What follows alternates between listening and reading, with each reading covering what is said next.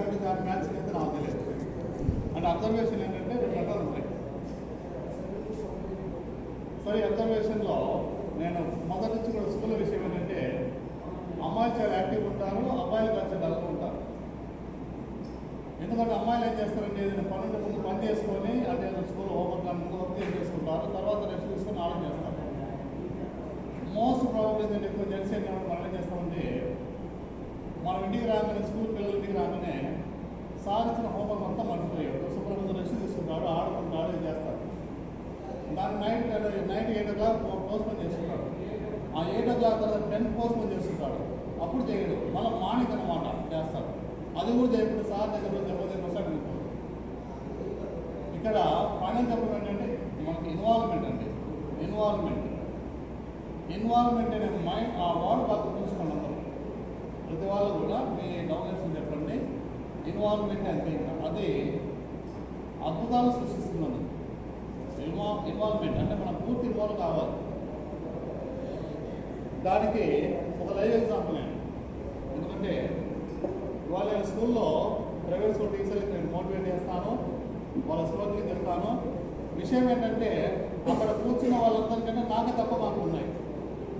10th కానీ 8th కానీ డిగ్రీలు కానీ అక్కడ కూర్చున్న వాళ్ళకంటే అందరికంటే నాకే తక్కువ మార్కులు ఉంటాయి. నా యొక్క తక్కువ మార్కులు నాకు చేయించారు ప్రైవేట్ స్కూల్ టీచర్ అన్ని 35, 40, 45 బిలోలు ఉంటాయి. ఇక్కడ నాకు ఒక్కోసారి అనిపిస్తుంది నేనేంటి ఒక వ్యవసాయం చేసుకునేవాడు, ఎద్దులు గేదెలు వాటి పేడ చేయడం నా ఉద్దేశం. ఇవాళ నేను టీచర్ దగ్గర ఇంగ్లీష్ మాట్లాడడం ఏంటి, నేను బుక్స్ రాయడం ఏంటి, నేను వాళ్ళకి మోటివేట్ చేయడం ఏంటి, వాళ్ళకి స్కూల్ నుంచి నేర్పడం ఏంటి. వీళ్ళకి ఎవరికి కూడా అందరికీ నాకంటే ఎక్కువ మార్క్స్ వచ్చిన వాళ్ళే. ఇప్పుడు నాకు బాగా అర్థమైంది ఏంటంటే ఇన్వాల్వ్మెంట్. 20 years బ్యాక్ నేను స్కూల్లో టీచింగ్ స్టార్ట్ చేసినప్పుడు కేవలం నాకు ఒకటే విజన్ అంటే పిల్లలు బాగుపడాలి చెప్పాలి తప్పని అంతే. ఇంకా రాత్రి మొదలు ప్రిపేర్ కావడం జరిగింది. ఇవాళ ఆ ఇన్వాల్వ్మెంట్ అనేది నాకు స్థాయి తీసుకొచ్చేసింది. ఇక్కడ మన బిజినెస్లో కూడా మనకి ఇన్వాల్వ్మెంట్ ఉంది. 2 రకాల ఇన్వాల్వ్మెంట్. ఎస్పెషల్లీ మన ప్రోడక్ట్ వాడుతున్నప్పుడు దాని ఎక్స్పీరియన్స్ కావాలి, ప్రతి ప్రోడక్ట్ గురించి నేర్చుకోవాలి, దాని నాలెడ్జ్ చూపిస్తుంటారు. రెండవది ఎక్స్పోజర్ అన్నమాట, అంటే అవుట్కమ్. మనకున్నటువంటి ఇన్ఫర్మేషన్ను ఎంత బాగా చెప్పగలుగుతామని చెప్పేసి ఈ రెండింటి మీద మనం పూర్తి కాన్సన్ట్రేట్ చేస్తే సరిపోతుందండి. ఈ క్రమంలో మనకి అప్పుడప్పుడు కొన్ని ఎదురుదెబ్బలు తగ్గుతూ ఉంటాయి. అవి కూడా మన ప్లస్ పాయింట్ అని చెప్పేసి ఈ మధ్యనే అర్థమైంది. ఒకరోజు సర్వాబాయ్ తీసుకెళ్తే ఆయన కొంచెం ఎక్సైజ్ చేసి పంపించారు, శ్రీనివాసం అని చెప్పేసి మీ ప్రోడక్ట్ ఏం బాగాలేదని చెప్పేసి పంపించారు. సరే ఏం చేస్తాం మీద మనకు చెప్పి వచ్చేసారు. ఆయన మళ్ళీ జస్ట్ 4 days బ్యాక్ ఫోన్ చేశారు, సారీ సార్ నన్ను క్షమించండి చెప్పేసి అన్నారు. ఫోన్ చేసి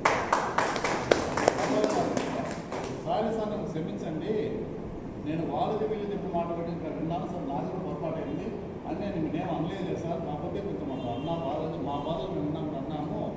ఖచ్చితంగా నెక్స్ట్ ఇయర్ మీరు ఖచ్చితంగా నాకు సహాయం చేయాలి. మీరు మళ్ళీ మర్చిపోయేదాన్ని మనసు ఉంచుకుంటారేమో, మనసు ఉంచుకోవద్దండి, నేను వస్తాను మీ మొత్తం ప్రోడక్ట్ మేము వాడతామని చెప్పేసి అన్నదండి.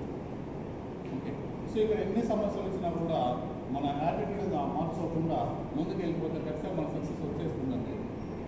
తర్వాత ఈ కొత్తగా జాయిన్ అయిన వాళ్ళకి కానీ కొత్తగా జాయిన్ అయ్యే వాళ్ళకి కానీ మనం ఇచ్చే ఇవ్వాల్సిన సలహా కానీ లేదా కొత్తగా జాయిన్ అయిన వాళ్ళకు ఉన్నటువంటి మనసులో నాకు విషయం ఏంటంటే బ్రాంచ్ రైట్ అనేది అందరికీ అవసరం వస్తాం. అంటే మనం బ్రాంచ్ రైట్ చేయాలని వాళ్ళు కూడా బ్రాంచ్ రైట్ చదువుకుంటుంటారు. దీనికి పేషెన్స్ అవసరం.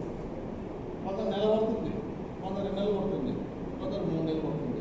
ఖచ్చితంగా మనము కాన్సన్ట్రేట్ చేస్తే 4 నెలలు అవుతారండి మ్యాక్సిమం. అది సరే మన కాన్సన్ట్రేషన్ బట్టి మన ఎబిలిటీని బట్టి 2 నెలలు 3 నెలలు అది తేడా కాదు. ఎందుకంటే మనకున్నటువంటి లైఫ్లో మనకున్నటువంటి కెరీర్లో 1 నెల 2 నెలలు 3 నెలలు పెద్ద తేడా కాదు. ఇక్కడ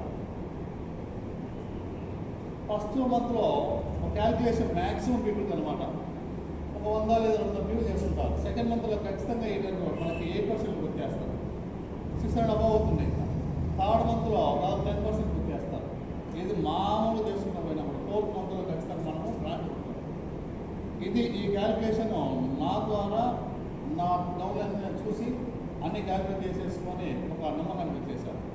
సో మనం ఎప్పుడైతే బ్రాంచ్ అయినామంటే దాదాపు ఖచ్చితంగా ఒక 2 monthsలో మనకి ఇంకో మన కింద బ్రాంచ్ అవుతారు.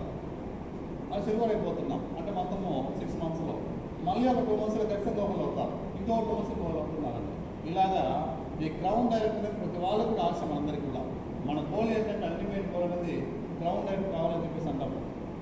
సో ఇక్కడ క్రౌన్ డైరెక్ట్ కావడానికి ఒకరోజు ఒక 3 months 2 months back Shahjahan sir పంపించారు. IPLలో నవంబర్ 4 లక్షల రూపాయలు తీసుకున్న వాళ్ళని చెప్పేసి తీసుకొస్తే నాకు వచ్చేసింది. ఇదేంటి ఇలాగేంటుంది, అసలు 4 లక్షలు తీసుకున్నా చెప్పేసి నాకు వచ్చేసింది. కానీ సార్ అయితే అలా చేయదు కదా. షాజహాన్ సార్ ఏదో కాంటాక్ట్ చేసేవాడు కదా, ఖచ్చితంగా ఒక ప్రూఫ్ ఉంటుంది. ఒక 2 రోజులు బాగా ఆలోచించాను. అలా కాదు, పేపర్ తీసుకొని ముందు నేను ఎదురు చేయాను, నా తర్వాత ఒకఆయన ఎదురు పోతాడు, ఇంకొకఆయన ఎదురు పోతాడు, క్లియర్ కట్ ఉంది ఇక్కడ. అంటే ఇక్కడ మనకు ప్రతి ప్రాజెక్ట్ కూడా చాలా క్లియర్ కట్ ఉందండి. డౌటే లేదు, డౌట్ లేదు అసలు. ఇంకా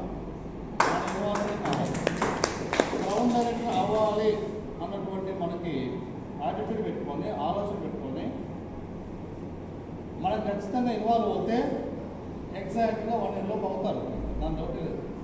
ఇది క్యాల్కులేషన్ గుర్తుంచుకోండి. మీ డౌన్ అయిన ప్రతి వాళ్ళు కూడా జాయిన్ అయిన తర్వాత 4 నెలలు చేసుకుని చేయాలి, అవుతారు, మామూలుగా అవుతారు. చేసుకుని వెళ్ళిపోవాలి. ఇక లాస్ట్ పాయింట్ ఏంటంటే ప్రోడక్ట్ గురించి, అడ్వర్టైజ్మెంట్ గురించి. ఇప్పుడు అలా బయటకు వేస్తే నిద్ర మొత్తం అవుతుంది. నైట్ అంతా నిద్రలేదు, పెళ్ళికి వెళ్ళాను. సరే అలా వెళ్ళేస్తే అక్కడ ఫ్రీడమ్ అని చెప్పి ఆయిల్ ప్యాకెట్ ఒకటి ఉంది, freedom oil packet.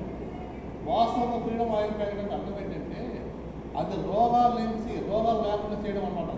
Free from the any health issues అని చెప్పి రావాలి. అది అలాగే వాస్తవంగా అది రోగాలు తెచ్చుకోవడానికి, హాస్పిటల్ పోవడానికి వాళ్ళ ఫ్రీడమ్ కల్పిస్తుంది. ఆ విషయం గుర్తుంచుకోవాలి. హాస్పిటల్కి వెళ్ళడానికి, రోగాలు తెచ్చుకోవడానికి వాళ్ళ ఫ్రీడమ్ కల్పించేటువంటి వాడుతున్నాం మనం. అలాంటి వాటి వారి నుంచి మనం బయట పడేస్తున్నాం చాలామందిని. సో ఈ వర్క్ అనేది జెన్యూన్, ఇది అల్టిమేట్ వర్క్ అనమాట. ఇది డివైడల్ వర్క్. ఇది మన విషయంలో చేయడము, మనం వేరే వాళ్ళకి పర్చేజ్ చేయడం అనేది ఒక డివైడల్ వర్క్ అండి. ఇంకో పాయింట్ ఏంటంటే మా ఫ్రెండ్ ఒక ఆయన అందరూ లెవెల్స్ జాయిన్ చేశాను సార్ హైదరాబాద్. వాళ్ళ అత్తగా ఆమె BP, sugar, heart problem, thyroid లేదు ఇంకా. ఒక భాష, మా ఊరి భాష చెప్పాలంటే బోటికుండా అని చెప్పేసి అంత బోటికుండా అంటే కుండ ఎప్పుడు పగిలిపోయి ఫ్రీగా వస్తుంటే అలా